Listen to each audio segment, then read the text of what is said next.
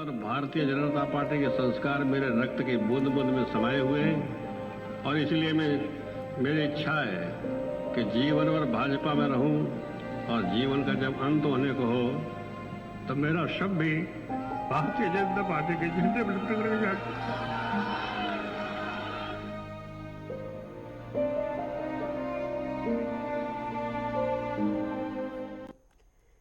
बाबूजी कल्याण सिंह अब हमारे बीच में नहीं रहे, लेकिन उनसे जुड़ी कई कहानियां हैं जिनको आज सभी लोग याद कर रहे हैं। वंदे मातरम, आपके साथ मैं हूं सांची त्यागी। उत्तर प्रदेश के पूर्व मुख्यमंत्री कल्याण सिंह का अंतिम संस्कार अब से थोड़ी देर में हो जाएगा।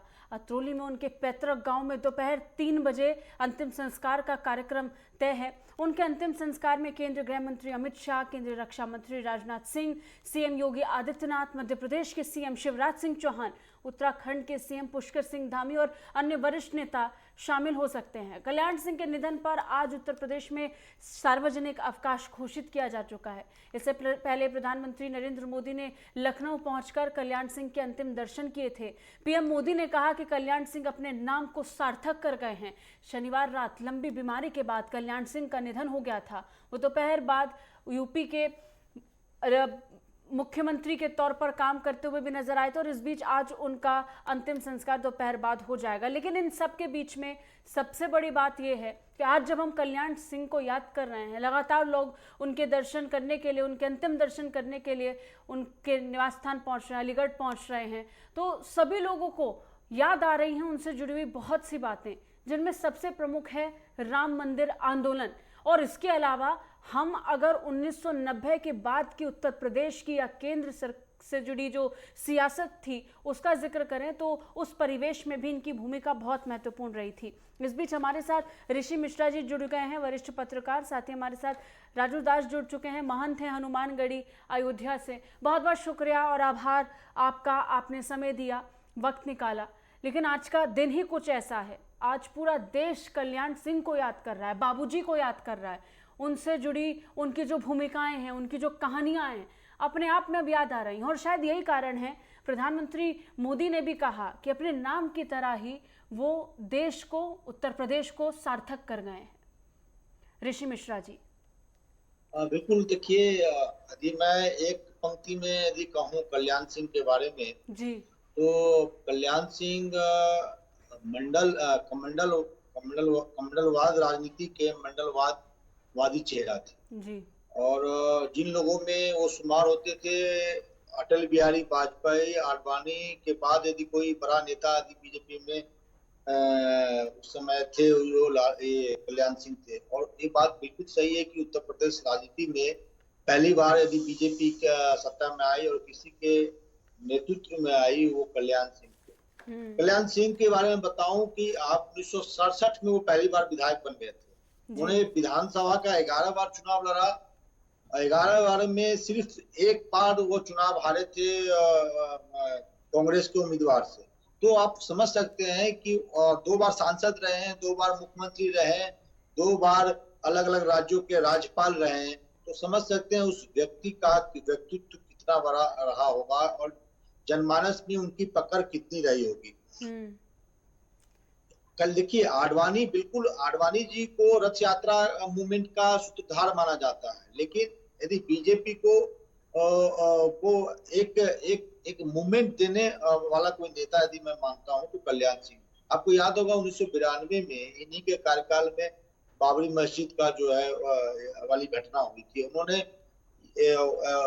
अपनी मुख्यमंत्री रहते हुए इस प्रकार की घटना हुआ था, तो उन्होंने ये स्वीकार किया था कि हमने ही ऑर्डर दिया था कि कार सेवकों पे गोली नहीं चलाया जाए। तो इतना हिम्मत रखना और इतना बड़ा कलेजा रखना शायद ही किसी, मुझे लगता है उत्तर प्रदेश की राजनीति में कोई ऐसा नेता रहा हो। तो मैं शुरू में ही कहा कि कमंडलवादी राजनीति के मंडलवादी चेहरा कल्याण सिंह। अच्छा, सबसे बड़ी बात यही है, महंत राजू दास जी आपके पास में आऊंगी। जब हम कल्याण सिंह जी का जिक्र करते हैं, बाबूजी का जिक्र करते हैं, तो हमने ये देखा कि किस तरीके से पिछड़े वर्ग को आगे लाने के लिए उन्होंने निरंतर काम किया है और वो उससे ताल्लुक रखने वाले चेहरे भी बन करके उभरे। लेकिन फिर भी हिंदू राष्ट्रवादी या फिर हिंदू धर्म के आइकॉन और रोल मॉडल बन करके कल्याण सिंह उभरे। कैसे देखते हैं सर राजू जाट जी? पहले तो आपने हमको मौका दिया, साधुवाद। जी। और जितने आपके दर्शक हैं उनको भगवान राम की जन्मधरती से ढेर सारा आशीर्वाद। और आज जिसके विषय पे चर्चा हो रही है, हिंदुत्व हृदय सम्राट, जो साधु जनों के मन में और आम जनमानस के जन जन में रचे और बसे पूर्व मुख्यमंत्री कल्याण सिंह जी, उनकी आत्म शांति हेतु अयोध्या के साधु संत हिंदू जनमानस की तरफ से भगवान राम के चरणों में कोट कोट वंदन कि भगवान अपने चरणों में उनको जगह दें। जिस प्रकार से हिंदुत्व की चेहरा एक आम जनमानस की चेहरा बाबूजी बनकर उभरे, उसका पहला कारण ये है कि नीचे स्तर से लेकर हर वर्ग, क्योंकि भाजपा के ऊपर एक टैग लग जाता था कि ये सवर्णों की पार्टी है, उसके बावजूद भी बाबूजी सर्वमान्य नेता थे। और बाबूजी को बीजेपी के हर वर्कर, हर कार्यकर्ता सहज स्वीकार किया, हाथों हाथ किया और गले लगाए। नंबर 1। नंबर 2, आपने हिंदुत्व की बात, हिंदुत्व हृदय सम्राट हम लोग इसके नाते उनको कहते हैं, जब व्यक्ति कुर्सी पे बैठ जाता है तो वो सबका हो जाता है, ना एक दल का होता है, ना एक पार्टी का होता है, ना एक मत का होता है, एक समाज का होता है, वो सर्व समाज का हो जाता है जी। वो सभी वर्ग का मुखिया हो जाता है। उसके बावजूद भी आप देखिए कि जो पूर्व की सरकार में पूर्व मुख्यमंत्री थे, जिन्होंने निहत्थे राम भक्तों पर गोली चलाई, वो भी तो एक मुख्यमंत्री थे, लेकिन उन्होंने डंके की चोट पे गोली चलाई। उसके बाद आप लोगों ने पूछा, उन्होंने कहा हमने तो 100 हिंदू मारा है, अगर लाखों हिंदू का सीने गोली से चल नहीं कर देते, ये उनका भाव था। लेकिन देखिए बाबूजी ने जिस प्रकार से कुर्सी पे रहने के बाद जो अयोध्या में जो हम लोग मानते थे को राम जन्मभूमि था, कुछ लोग मानते थे को बाबरी मस्जिद थी, लेकिन ऊपर का जो स्ट्रक्चर था उसका स्ट्रक्चर बाबर एक विदेशी आक्रांता था, लुटेरा था, हिंदू जनमानस का कत्लेआम किया। मैं नहीं कर रहा हूँ, ये हमारा इतिहास कह रहा है जी। ये इतिहास में वर्णन है। उसकी आकार को उसने चेंज किया और वहां से मूर्ति हटाई। फिर भी वहां पर एक भी मुसलमान कभी नमाज नहीं पढ़ने गया, वहां कभी कोई मुसलमान गया नहीं। वहां हिंदू जनमानस से पूजा पाठ, अखंड सीताराम नाम संकीर्तन चला करता था। लोग दूर से ही प्रणाम करते थे, चौखट का प्रणाम करते थे और वापस आते थे। लेकिन पूरे देश का एक आस्था जुड़ा हुआ था, पूरे देश से हिंदू एकत्रित हुआ और जो कलंक का ढांचा था उसको ध्वस्त किया, उसको नेस्तनाबूद कर दिया। तब जाकर आज देश के यशस्वी प्रधानमंत्री 1 वर्ष पूर्व भूमि पूजन किए। उत्तर प्रदेश के यशस्वी मुख्यमंत्री योगी जी महाराज लगातार 22 बार अयोध्या आए। अयोध्या में तमाम विकास का एक से एक परियोजना। चलिए इस बीच राजू दास जी मैं आपके पास वापस लौटूंगी, लेकिन ये सीधी तस्वीरें सबसे पहले अपने दर्शकों तक हम पहुंचा दें। अब इस समय अंतिम यात्रा जिसका हम जिक्र कर रहे हैं, कल्याण सिंह अब अपनी अंतिम यात्रा पर निकल चुके हैं, उससे जुड़ी ये तस्वीरें भी हैं। अब यहाँ से सीधा उनको ले जाया जाएगा और उसके बाद उनको पंच तत्वों में विलीन करने की जो प्रक्रिया है उसको भी शुरू किया जाएगा। तस्वीरें लगातार अपने दर्शकों तक पहुँचा रहे हैं हम, ये सीधी तस्वीरें हैं और आज के दिन में कल्याण सिंह को हर कोई याद कर रहा है। और सबसे बड़ी बात यह है ऋषि मिश्रा जी, जब हम कल्याण सिंह का जिक्र करते हैं, जब हम बाबूजी का जिक्र करते हैं तो अपने आप जहन में बहुत सी कहानियां आ जाती हैं, जिसमें एक किस्सा बहुत ज़्यादा इसका जिक्र होता है। ख़ासतौर पर अब जब 1990 का समय था, मुलायम सिंह यादव की सरकार थी, उस समय उत्तर प्रदेश में भारतीय जनता पार्टी को मजबूत चेहरा चाहिए था आने वाले चुनाव के लिए। वो भी तब जब राम मंदिर आंदोलन को लेकर के कवायद और तेज हो गई थी। उस समय अगर हम प्रमुख चेहरों का जिक्र करें तो मुरली मनोहर जोशी कतार में थे। इसके अलावा अटल बिहारी वाजपेयी अपने आप में इतनी बड़ी शख्सियत, उनके नाम पर भी सहमति भारतीय जनता पार्टी की तरफ से बनती हुई नजर आई थी। लेकिन इनके इनकार के बाद मौका कल्याण सिंह को मिला और सहमति भी बनी थी। देखिए, यदि भारतीय जनता पार्टी के इतिहास को देखेंगे तो भारतीय जनता पार्टी असम में शायद ही कोई ओबीसी चेहरा 1990 से पहले कोई इतने बड़े पद पे आसीन रहे हो। और कल्याण सिंह उस मिथ को तोड़ा कि बीजेपी में सिर्फ ब्राह्मण या बनिया वर्ग के ही लोग शीर्ष पद पे नहीं जाएंगे। वो अपने आप को साबित भी किए। 1967 में पहली बार विधायक बने, फिर 69 में विधायक बने। आपको बताऊं कि और उत्तर प्रदेश की राजनीति को भाजपा ने समझा है कि यदि किसी ओबीसी वर्ग के लोगों को हम आगे बढ़ाते हैं तो उत्तर प्रदेश में सत्ता में वापसी हो सकती है। और आप यदि ओबीसी वर्ग की बात करें उत्तर प्रदेश में तो 40 से 45% ओबीसी हैं। उसी को देखते हुए कल्याण सिंह को आगे बढ़ाया गया। कल्याण सिंह में वह ऊर्जा भी थी, वह सूर्य की तरह वो तेज भी थे। राजनीति में उनका मतलब एक अच्छा पकड़ जनता में था। और उन्होंने जैसे ही मौका मिला, यदि कहूँ एक पत्रकार के हैसियत से, तो जैसे ही उनको मौका मिला उन्होंने उस मौका को भुनाया भी। इसलिए मैंने शुरू में कहा है कि मंडलवादी राजनीति के मंडलवादी चेहरा थे। मंडल आयोग के बाद ओबीसी वर्ग का जिस प्रकार से भारतीय राजनीति में एक प्रभाव रहा है अब तक, उसके बड़े चेहरा रहे हैं। और लोधी समाज, जिस समाज से कल्याण सिंह आते थे, एक बड़ा वर्ग है लोधी समाज का, जिसका डायरेक्ट इनडायरेक्ट प्रभाव कल्याण सिंह का था। और मैं उनकी एक बात जहन में हर बार आती है जब उनसे चर्चा की जाती है, जब उनसे पूछा जाता था राम मंदिर को लेकर के, जो कुछ भी अयोध्या में हुआ उसको लेकर वो हमेशा कहते थे ना अफसोस है ना गम है, जय श्री राम। इन शब्दों में ही अपने आप में सब कुछ समाहित है।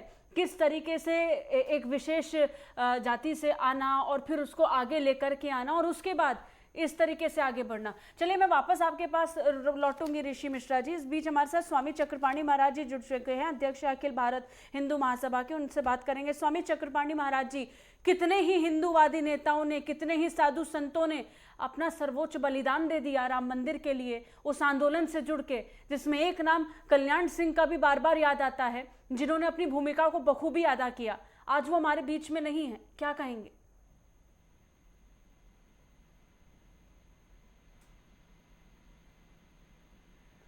स्वामी जी आवाज पहुंच रही है आप तक? लगता है आवाज उन तक नहीं पहुंच पा रही है। इसी पर मैं आपके पास आऊंगी राजू दास जी। जब हम बाबूजी का जिक्र करते हैं तो एक समय ऐसा आया, तमाम तरह के आरोप लगे, लांछन लगे साधु संतों पर, कार सेवकों पर। एक तरीके से माहौल पूरा बन चुका था, जहां एक तरफ ये कहा जा रहा था कि जो हुआ वो गलत हुआ, नहीं होना चाहिए था, कठोर कार्रवाई होनी चाहिए थी। उस समय कुछ चुनिंदा लोग ढाल बनकर खड़े थे उन आंदोलनकारियों के लिए। राजू दास जी। आपने सही कहा। देखिए, हम बीच में ही हमारी बात कट गई थी जी। वो ऐसे पुरोधा थे जिनको सर्वमान्य थे, हर वर्ग, हर संप्रदाय और कुछ मजहब के भी लोग उनको मानते थे। लेकिन जिस प्रकार से उन्होंने अपने आप को ऐसे पार्टी में स्थापित किया जहां पर एक आरोप लगते थे कि बनिया की पार्टी, ब्राह्मण की पार्टी, बाकी कोई नहीं, उसमें वो सर्वमान्यता थे। दूसरी, हिंदुत्व का चेहरा, हिंदुत्व का चेहरा इसके नाते क्योंकि कुर्सी पे बैठ जाता है वो सबका हो जाता है जी। इसके बावजूद भी उन्होंने हिंदुत्व के लिए, हिंदू जनमानस की रक्षा के लिए, सुरक्षा के लिए उन्होंने कुर्सी के नहीं परवाह किया। उन्होंने राम भक्तों के ऊपर गोली नहीं चलाई। बाबरी जो कलंक का, हिंदू जनमानस के ऊपर जो कलंक लगा हुआ था, उसको मिटाने के लिए कहा जाओ एक धक्का और दो और बाबरी मस्जिद तोड़ दो। बाबरी मस्जिद को हिंदू जनमानस से ध्वस्त किया, बस किया। और रही बात आरोप लगाने की बात, आरोप तो लोग भगवान राम के ऊपर भी लगाए। आरोप तो इस प्रकार लोग लगाए कि राम को अस्तित्व को लोगों ने माना नहीं, राम को काल्पनिक कहा। आज स्थिति क्या है? हर व्यक्ति को मंदिर मंदिर मत्था टेकना पड़ता है, हर व्यक्ति को राम और परशुराम पे बात करना पड़ता है, हर व्यक्ति को ब्राह्मण फला सम्मेलन, ये सम्मेलन, वो सम्मेलन करना पड़ता है। हर व्यक्ति कहते हैं कि नहीं ठीक है, हम लोग जब राम जन्मभूमि बन जाएगा तो दर्शन करने जाएंगे। किसने नहीं कहा? चाहे वो मुलायम सिंह जी हो, चाहे वो अखिलेश जी हो, चाहे वो बहन जी के पार्टी के तमाम लोग हों, चाहे कांग्रेस के लोग हों, कांग्रेस के लोगों को भी इसके लिए मादा चाहिए, हिम्मत चाहिए, ये जानते हुए कि एक बड़ी राजनीतिक क्षति हो सकती है आपके कदमों से, आपके फैसलों से, लेकिन उससे डरे नहीं। फिर एक बार हमारे साथ स्वामी चक्रपाणी महाराज जी जुड़ चुके हैं, अध्यक्ष अखिल भारत हिंदू महासभा के, उनसे बात करेंगे। स्वामी चक्रपाणी जी, आप तक आवाज पहुंच रही है मेरी? जी आ रही है जी। स्वामी जी, एक बड़ी क्षति भारतीय जनता पार्टी को हुई है, इस बात को सभी लोग दोहरा रहे हैं, लेकिन एक बड़ी क्षति देश को भी हुई है, इससे ज़्यादा उन आंदोलनकारियों की जिनकी स्मृति में राम मंदिर आंदोलन है, उनमें आप भी एक हैं जिन्होंने इसको महसूस किया, जो साक्षी भी बने। तो कैसे देख रहे हैं आप, उनकी भूमिका को पूरा देश याद कर रहा है? देखिए, बिल्कुल इसमें कोई दो राय नहीं। आज कल्याण सिंह जी ने जो ये कार्य किया है राम मंदिर के लिए, राम मंदिर जो आंदोलन थे उसके प्रणेता थे, और लोग आज विधायक एमपी बनने के लिए जिस प्रकार से हर सिद्धांतों से समझौता कर लेते हैं, लेकिन कल्याण सिंह ने कभी अपने सिद्धांतों से समझौता नहीं किया और राम मंदिर के लिए पूरे जीवन प्रयत्न तक उनके राम के प्रति आस्था रही। हमें याद है क्योंकि हम श्री राम जन्मभूमि के केस को हम देख रहे थे, मेरी अपील नंबर 260 तो कई बार बाबूजी से मिलना होता था, कई बार हम लोग जाते थे, मिलते थे। जब सर्वोच्च न्यायालय में था तो उसके बाद भी मिले, तो हमेशा वो कहते थे कि स्वामी जी, हम लोग का हमारा तो उद्देश्य है जीवन की कि राम मंदिर हम देख के ही जाएंगे, ऐसे कुछ नहीं। तो हमेशा उनके अंदर एक संकल्प था और उन्हीं की शुभ संकल्प की वजह से देखिए सर्वोच्च न्यायालय का भी निर्णय आया और उनके आंखों के सामने भव्य राम मंदिर के मार्ग प्रशस्त हुए। और इतनी बहादुर, इतनी दृढ़शील और इतने चट्टानों की तरह अडिग रहने वाले, आप देखिए कि मुख्यमंत्री पद को भी कुर्सी त्यागना पड़ा, उन्होंने त्याग दिया, लेकिन भगवान राम मंदिर के मार्ग को भी अवरोध नहीं किया और उन्होंने हमेशा राम मंदिर का जो संकल्प था उसको पूरा करने में अपनी सर्वस्व न्यौछावर करने के लिए तैयार रहते थे। और हमेशा हम लोग जब भी मिलते थे तो प्रेरणा देने का काम करते थे। तो ऐसे सदियों में कोई होता है, आता है। देखो, जब तक सूरज चाँद रहेगा कल्याण सिंह जी का नाम रहेगा, और ये पूरे देश की क्षति है, पूरे विश्व के सनातन धर्मी राम मंदिर की, राम जो भक्त हैं उनकी क्षति है, और पूरी दुनिया इनको हमेशा याद रखेगी। राम मंदिर जब भी नाम आएगा तो कल्याण सिंह जी का नाम हमेशा स्वर्ण अक्षरों में लिखा जाएगा और आदर पूर्वक लिया जाएगा। तो ये निश्चित तौर पर ये व्यक्तित्व ऐसा है जिसको कोई भुला नहीं सकता और ना ही भुलाया जाएगा। बहुत बहुत शुक्रिया स्वामी चक्रपाणी जी, आपने समय निकाला, हमसे बात की। आपके पास आऊंगी मैं ऋषि मिश्रा जी। एक बात का हमेशा जिक्र होता है, जिसका अभी स्वामी चक्रपाणी महाराज जी भी जिक्र कर रहे थे, कि संकल्पबद्ध थे, और आसान थोड़ी ना है कि रामलला परिसर में जाकर पूरे मंडल के साथ वो वहाँ खड़े होकर के कह दें कि मैं संकल्प लेता हूँ कि यहाँ पर राम मंदिर बनेगा, और फिर वो तारीख तो कोई भूला ही नहीं सकता है जब इतना बड़ा फैसला भी ले लिया गया और उन्होंने कहा कि अब जीवन संपन्न हुआ। ऋषि मिश्रा जी, देखिए साक्षी जी, आप भी पत्रकार हैं जी, और एक पत्रकार की नजर से मैं देखूं तो एक प्रशासक का फेल्यूर था।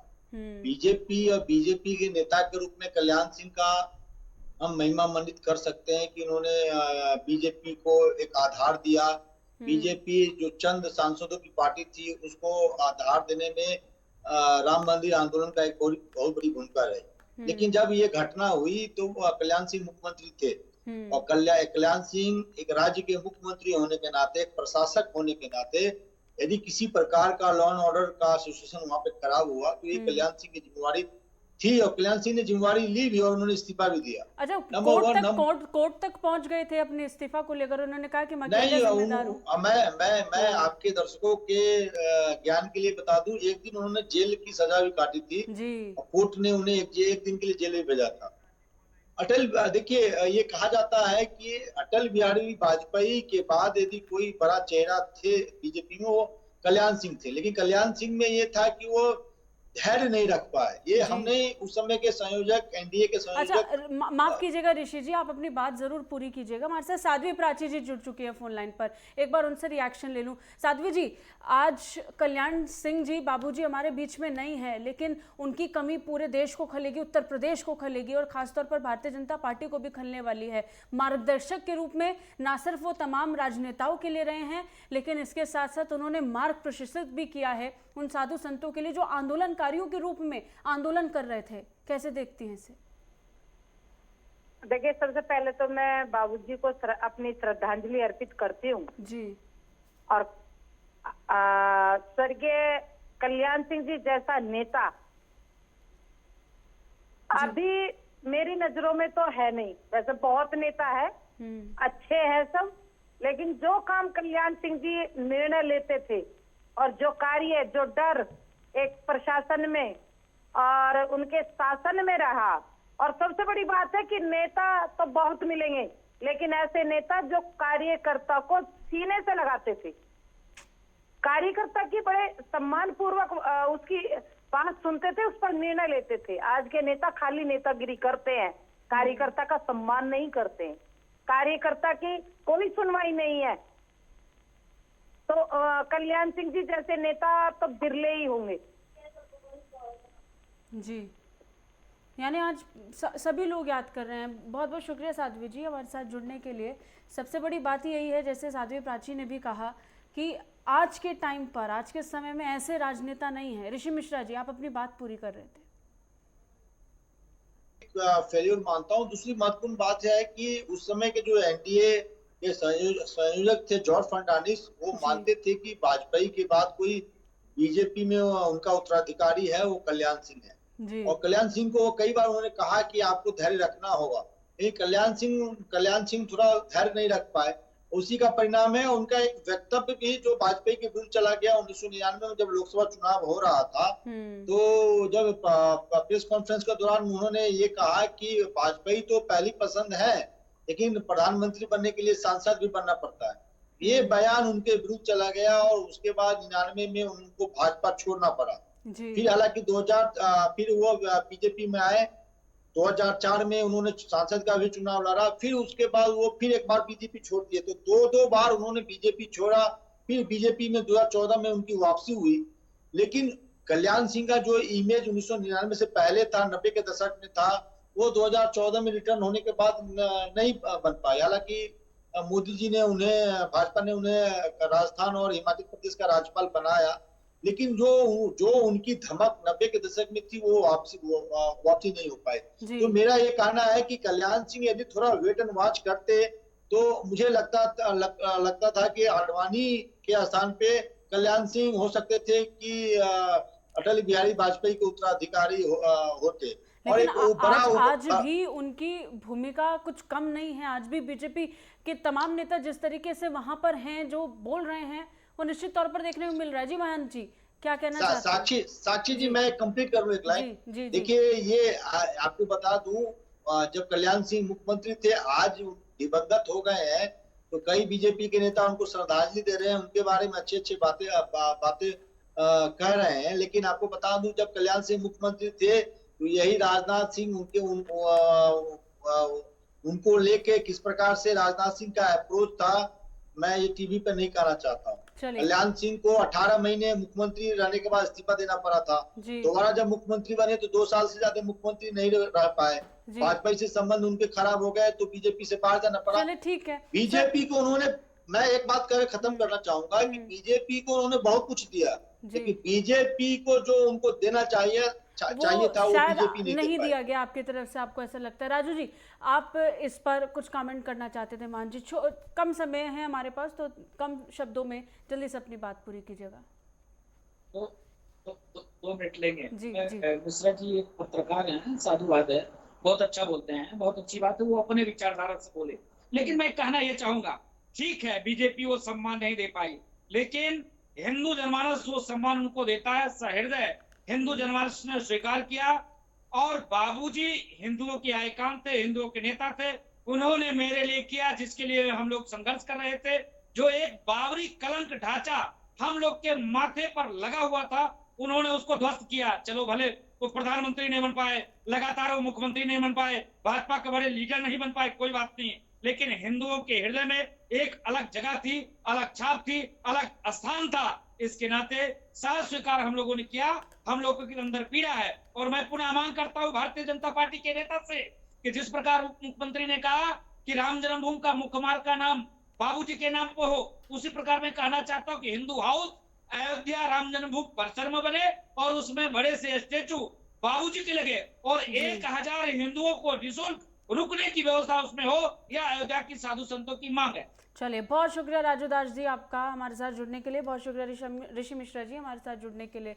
तो अगर चर्चा करेंगे कल्याण सिंह के जीवन पर तो समय निश्चित तौर पर हमेशा कम ही पड़ेगा, क्योंकि व्यक्तित्व के धनी थे और ना जाने कितने ही काम उत्तर प्रदेश के लिए किए हैं, चाहे वो पिछड़े वर्ग से जुड़े हुए विकास कार्य हों या फिर जैसा कि हम जिक्र कर रहे हैं कि एक हिंदूवादी नेता के रूप में उनका उभरना, या फिर अपनी ही पार्टी से कितनी बार झगड़ा मोल लेना। लेकिन इन सब के बीच में कल्याण सिंह के जीवन में, पूरे जीवन में आज उनके जीवन को संपन्न माना जाता है। उनकी भूमिका को उत्तर प्रदेश के लिए, भारतीय जनता पार्टी के लिए बहुत महत्वपूर्ण माना जाता है, क्योंकि उन्होंने राष्ट्रीय परिवेश में भी भी उसका एक गहरी छाप छोड़ी है। और अकेले ऐसे नेता हैं जो अपनी ही पार्टी को भी आंख दिखा सकते थे, जो सरकार छोड़ने से भी पीछे नहीं हटते थे, ना कतराते थे। खैर, इसी के साथ बस इतना ही। देश और दुनिया की तमाम खबरों के लिए देखते रहिए नेटवर्क 10। जय हिंद।